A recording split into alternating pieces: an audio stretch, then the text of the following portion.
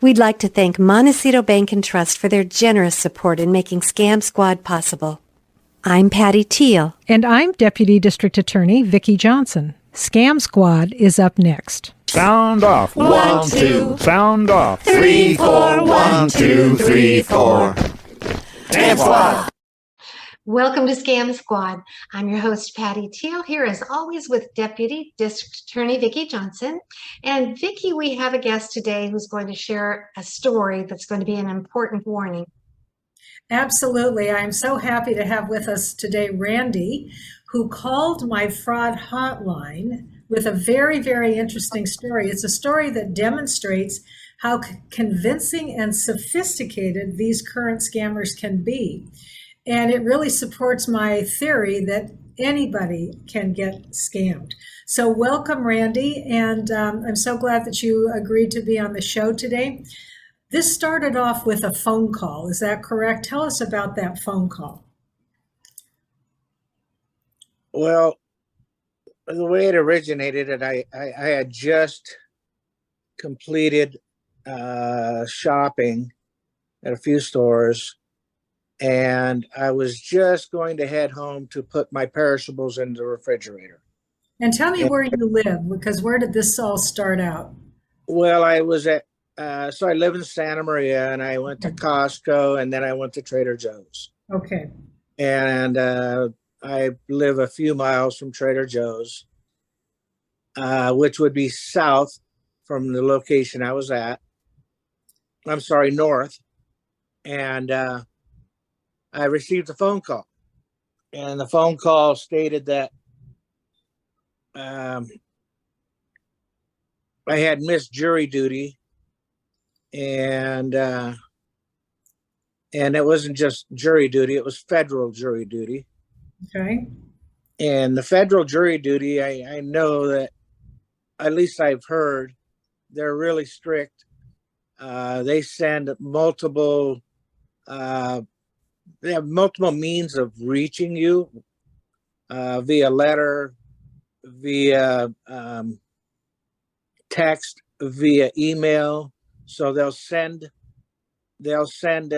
these notifications through all three of those, at least those three, if not more, ways of reaching you. And this phone call came, said that I missed the federal jury duty, and I was they had put a warrant out for my arrest because I missed it. Now, who did this phone call supposedly come from? So they stated that they were well, first of all, the phone call came from an unidentifiable number. It was there was no number. Okay. But which generally I don't answer those calls, but I did, and they stated that they were the Santa Barbara Sheriff's Department. Okay. And I said, well, you guys called me from a that's what it is, a no caller ID number. Now, how do I know you're the Sheriff's Department? And right at that moment, the gentleman said, well, just a minute and I'll connect you to the station. And when he connected me, it literally came up as a legitimate number. And I said, well, now how do I know that's the sheriff's number? And they said, Google it and it'll tell you. And sure enough, I Googled it, and absolutely was the sheriff's number. Now, did they tell you that you had gotten some communication, that you had signed something? Yeah, so the way the conversation went, well, first of all, I asked them, I said, I have groceries and I need to take them home and put them in the refrigerator. And they said, I hope this is okay for me to jump to this point. Sure. They said, no, you cannot even be on the road. What we're going to do is we're going to keep you on an open, constant contact line. And that way we know that you're complying.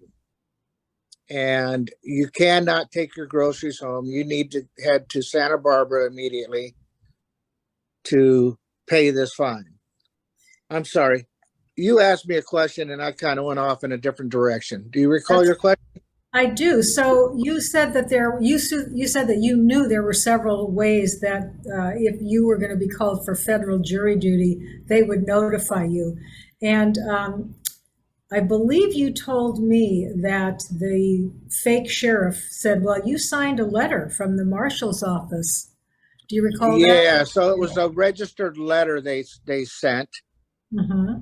and I said, "Well, I do not recall signing a registered letter. Uh, Absolutely do not recall that." So as he went on, he continued to inform me that yes, in fact, I did sign for it. Okay. And as time went on, he almost convinced me that, yeah, maybe I did sign for it, Okay. even though I didn't think I did. Well, when I started questioning that, he actually had the information of the date that letter was sent. He had the information of the date that letter would have arrived at my house. Now I have USPS get informed, or whatever it is called, so they will inform me as to what is coming on what day. So I actually went into my emails and verified on that date that he said that letter would have arrived. And in fact, it did, or would have. So he gave me the exact date that it would have been here and the date that I supposedly signed for it. Wow. So while you were driving to Santa Barbara, did they tell you to stay on the line? Well, so yeah, what happened was I finally made the decision that yes, I'm gonna, I don't want you. They told me if I went to my house to drop off my groceries, I would be going in the wrong direction and I would be considered fleeing. Wow. And they could ping my location and tell which way I was heading. So if I did not want to be arrested, I needed to head directly to Santa Barbara. And I him-hawed about it because I said I do have groceries that are perishable and they need to get in the refrigerator. Long story short, yes, I said, okay, fine. I'll head towards Santa Barbara. I said, I do want you to realize it's at least an hour drive. And they said, if you are not allowed to disconnect, hang up, mute, or any other, avoid this call in any other way. And if you do, you will be considered fleeing. Wow. So we have to have open, constant contact at all times. Oh, they were really playing hardball, weren't they? That's scary. Yeah. And you know what? I consider myself, I won't say the king of picking up on scams, but I'm very good at it. Mm-hmm. At least I thought. They caught me at a moment.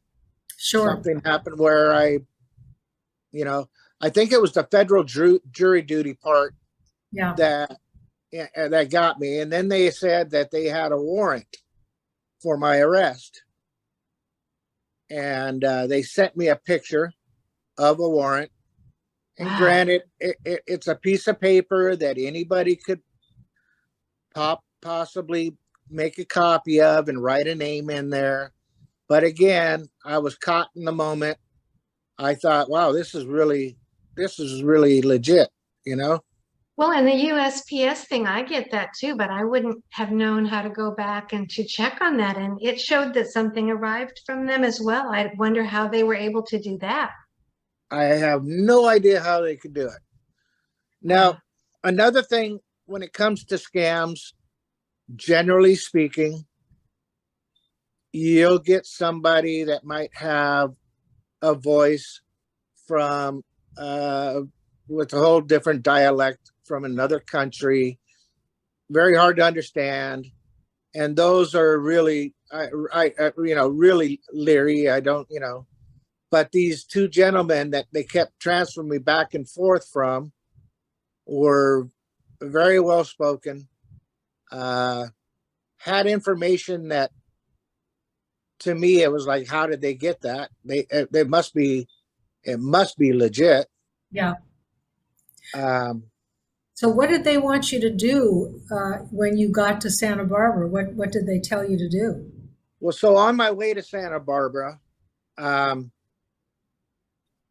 they asked me to pull over so I could check safely what my estimated time of arrival would be to the bank that I was going to access. So I pulled over, and when I did pull over, I guess I would say fortunately, because I'm not sure what their plan was, if they got that information. But when I did pull over, my maps would not open.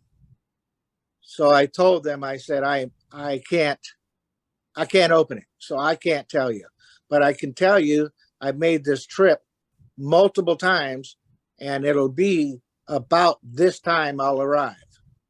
And I don't have the exact address of the bank I'm going to, but I know right where it's at. So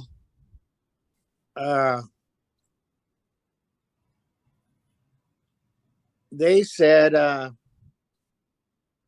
okay, no problem. What we'll do is, again, we're going to have open, constant contact with you. We're going to stay on the line the whole time. And if you hang up, get disconnected, mute this call, again, you're considered fleeing. I said, well, I do have to warn you that I've made this trip many, many times. There's certain locations that I will possibly lose reception. And they said, that's fine. If you lose reception, we will reach right back out to you. And I said, at that point, I'm like, well, if you call right back and I don't have reception and I don't answer, you guys need to give me a little time to get out of that area, so I can get back into an area with reception. And they said, well, all I can tell you is if it happens too many times, then we're just going to end this and have a sheriff come and arrest you. We'll ping your location and they'll just come get you. That is scary. And I said, well, I am not trying to flee. I am not trying to evade. I'm not doing anything nefarious. I am just heading to the location I told you I'm heading to. And if I lose reception, I have absolutely no control over this. Now, So, why did they want you to go to Santa Barbara? Is that where your bank was? well, so yeah, the story, before I even headed to Santa Barbara, I said, well, I'm in Santa Maria and they have a station in Orchid. I mean, can I just go down to the Orchid sheriff station? And they said they do not have the capability of releasing this warrant. You'll have to go to Santa Barbara, which, I don't know, that kind of got me a little leery in itself. And plus the fact that the warrant was from Los Angeles County, but yet they still wanted me to go to Santa Barbara County. So there was red flags, but again, I was lost in the moment. Yeah. I was literally, I was literally shaking. Like, I don't want to get disconnected and have them come get me. Right. I'm not trying to flee. I don't want them to think I'm trying to flee. So yeah, there's a lot of factors that just, accumulated and really got me to the point where I was very, very, very nervous about this whole thing. I can imagine. Well, did they give you an idea of how much money they were going to want you to withdraw? Yeah, so they told me that it was a $45,000 warrant and they needed 10%. So they wanted me to, and during this time, they're telling me you're gonna get this $4,500 and you're gonna go to the sheriff's station. So the whole time, my thought is, I go to the bank, I pull out whatever. First of all, the money, the amount was discussed afterwards, but I figured I'd go to pull out what I was able to pull out, go to the sheriff's station, and then go to. They mentioned the second floor, so my thought was I get the money from the bank, drive to the sheriff's station, go to the second floor, and pay the sheriffs. That was my whole thought. That this is how I thought it was going to work. Well, as I'm driving, and I told him, I go, I don't have that kind of money to just pull out of the bank because I have bills I have to pay. I have a car payment. I have a mortgage. I have to get I have to eat. I have to pay all my other bills. And if I pull that out, it's going to be a hardship. I'm not going to be able to pay my bills. And the one gentleman said, well, just a minute. Gentleman, I'm sorry. Scammer. Rather, yeah, the scammer said, just a minute. I'll call and see if we can get some type of reduction for you. And because it would be a hardship. So he comes back with half of the 4,500, which is 2,250. Said, okay, so if you can pay the 2,250, then we'll let that go. And I said, even that's going to be hard for me, Well, sir, we've already got your reduction. I don't know what else you want. You really need to pay this. So they're getting a little pushy, and I said, yeah, but I can't live. I can't. It's going to be a real problem. And I can't recall whether at that time I'm speaking to the one scammer and then he transfers me to the other scammer, or if it's just this one scammer doing this, back and forth calling and saying, okay, you can pay 2,250. Well, then I finally continued to say I couldn't pay 2,250. So he came back and said, all right, we got it down to 1,125, half of the 2,250. So you get the 1,125 and then take that to the sheriff's stations. I said, okay, that's that I might be able to do. So I got to a few points in the road where I know I could see the bars dropping, my reception, and I said there's a possibility I may lose you at this point. So again, I want you to know ahead of time. I'm not hanging up. I'm not fleeing. I just may lose reception. And that happened a couple times, but somehow, very oddly, I always lose reception there. Never lost reception during this drive. So then when I got to, I kept telling them it's going to be over an hour, it's going to be over an hour. And they're okay, we're just going to put you on hold, or, we're going to be on the line, listening to you. So if you have any questions or you need to interject anything, just say something and we'll get right back to you. So it was like I'm on silence, but I'm still on the line. And then I tell them, okay, I may lose reception. Okay, thanks for letting us know. Just if we lose this call, we will be reaching right back out to you. So make sure you answer. And that went on and on. And then I finally got closer to Santa Barbara. And I said, okay, I'm exiting State Street. And somewhere in that conversation, they it seemed like they should have known the locations I was talking about, but especially being Santa Barbara sheriffs, but it seemed as though they didn't really know where I was talking about. But it still didn't click. So then when I said, okay, I'm pulling into the bank parking lot, and I mentioned the fact that, they mentioned something about the money again. I said, look, I've got that money in the bank, but I can't live if I pull it out. And that's when they got a little bit huffy, and they said, oh, no. We agreed that you would pay this, and only if you didn't have it, then you couldn't pay it. But you do have it in the bank, so you need to pull the full $4,500 out. And I said, they said, and when you're in the bank, you can put your phone in your back pocket. They don't have to know what you're doing.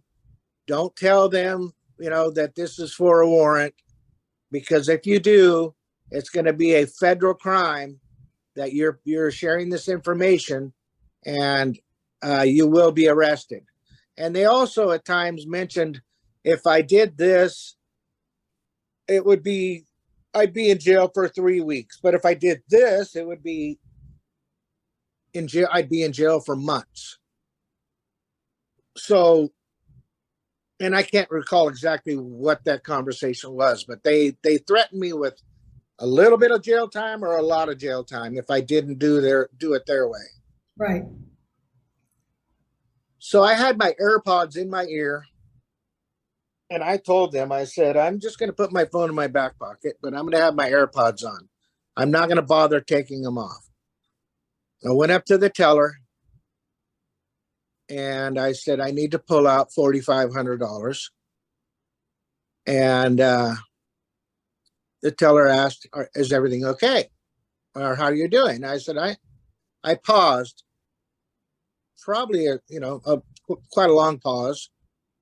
And I said, yeah, I'm okay. And it was interesting because there was a customer next to me that kind of snickered at that, thought that, I don't know why it was funny, but anyhow, I pulled out the $4,500 and walked out into the parking lot, asked for it to be put in an envelope.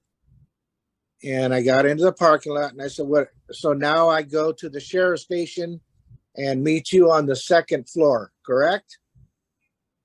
And that's when he said, oh, no, you go to a gas station, kiosk, or a Walmart, or any place that has a kiosk, and you're going to send the money that way.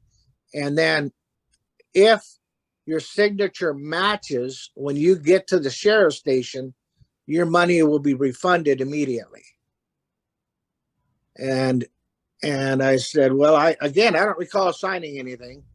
And that's when he started coming off with, well, when you write your signature, can you read it from the first letter to the last? I said, I have okay penmanship. I believe you can read it from the first to the last. Yes. And he said, you're sure of that? I said, yeah. He said, well, the letter we have looks like maybe a doctor signed it, just chicken scratch. So it looks to me like that's not going to be your signature. So you should get your money back right at the sheriff's station. And I was like, oh, perfect. But that's, again, when they mentioned the kiosk, and I said, I'm not going to the sheriff's station, I'm paying at a kiosk at the sheriff's station. They said, no, it's a gas station, a Walmart, and right then it clicked.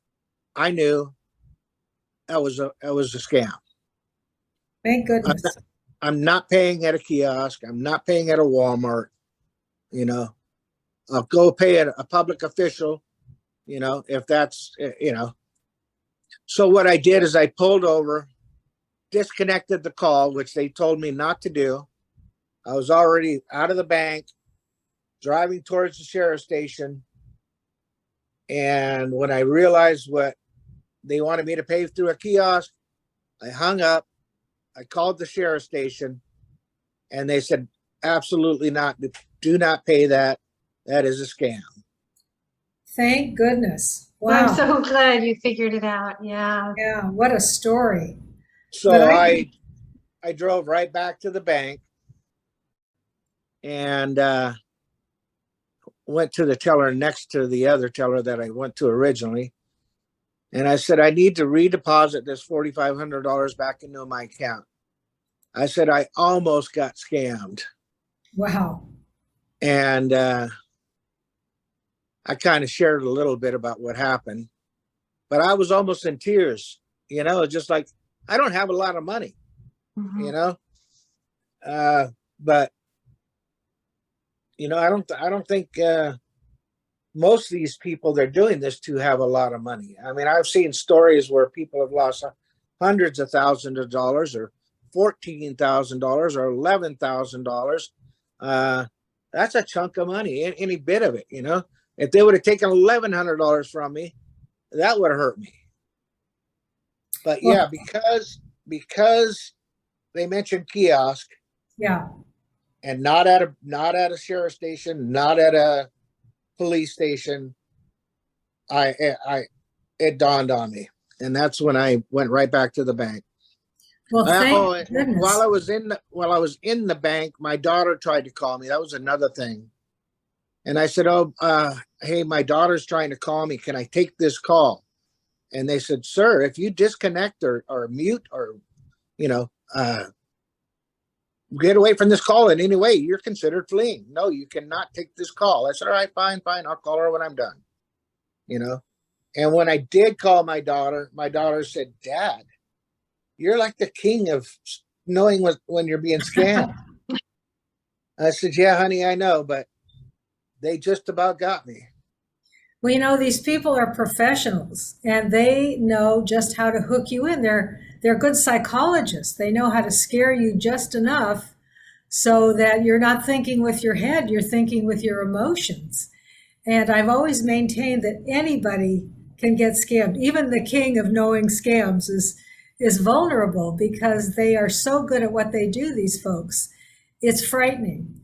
But looking back, what were the red flags? I mean, clearly when they asked you to go pay at a kiosk, that was a huge red flag because they changed their story. This whole time they'd been talking, go to the sheriff, go to the sheriff, go to the sheriff, and all of a sudden it was pay at a kiosk. Huge red flag.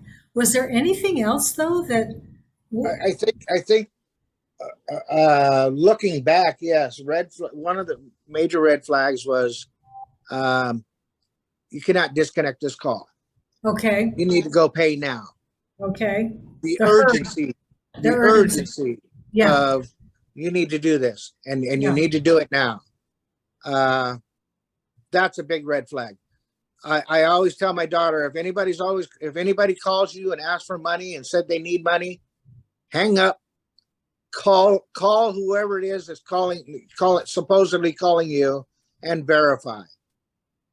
But because they told me I would be arrested, I feared hanging up. But I would recommend for anybody, if there is ever such an urgency, for them to, tell you need to stay on the line, you cannot hang up.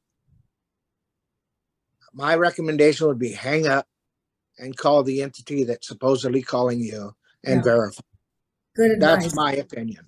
I that's what I always felt, but it didn't happen. Like I said, like you said, I was lost in my feelings. I mean, they got me. They had me. They call it very putting nervous. somebody under the ether. They call it getting somebody under the ether. So they're not thinking with their head, they're thinking with their emotions. But thankfully, it finally kicked in. You finally were triggered to understand, wait a minute. You started thinking with your head and you started thinking, wait a minute. They're telling me now not to go to the sheriff's office, to go to a kiosk. Very suspicious. So, So once I paid at the kiosk, I don't know if I mentioned this already, they told me I'd then take that receipt, bring it to the sheriff's station, to the second floor, and they would verify the signature. And yeah, by the way you said that you can legibly read your signature, and this one is not legible at all, they're going to give you your money back because it is not your signature. They just have to verify it. right. That's a new twist, Vicki. We haven't heard that one before. So they had a reason for everything, didn't they? Mhm. Anything you could throw at them, they had a comeback. Well, Randy, I think I told you, and I'll share with our listeners, that after you called with your story, I got another phone call from a woman, an older woman, a senior, who fell for this exact same scam. And unfortunately, she did go to the bank and she did follow their instructions and she did lose her money, but she didn't have an hour on the road to sort of start processing what was really going on. They got her to move quickly, go to a local bank, take out the money before she had any time at all to figure out that this could have been a scam. So, Randy, I'm glad you came on the show to share your story. You are really doing a public service because people that hear your story will know what to look out for, and they will know what the red flags are, and they will know what the scam is, and they will understand that even though these people are speaking perfect English and pretending they're from the sheriff's department, they're scammers. Yeah. So again, the calls went back and forth where the no caller ID would connect to the sheriff's department number, and he would give me his point of view, saying, whatever. I can't recall the whole conversation, but he would say something, and this is the way it's got to be done, and then he would reconnect me to the no caller ID, and then if another question came up, I would be reconnected to the sheriff's department number, and then back to the no caller ID. But again, that's another red flag. No caller ID. Yeah. And another red flag, they'll never call you. They will never call you. All of this stuff would have been done by letter. By letter, yeah. And I know that, but they caught me in a moment. Well, thank goodness they didn't catch you forever. They only caught you up to a certain point. That's and right. You came back to your senses and you did the right thing, and you reported it to the sheriff's department, and you saved yourself $4,500. You'll help other people by sharing your story too. Absolutely. Other people will beware.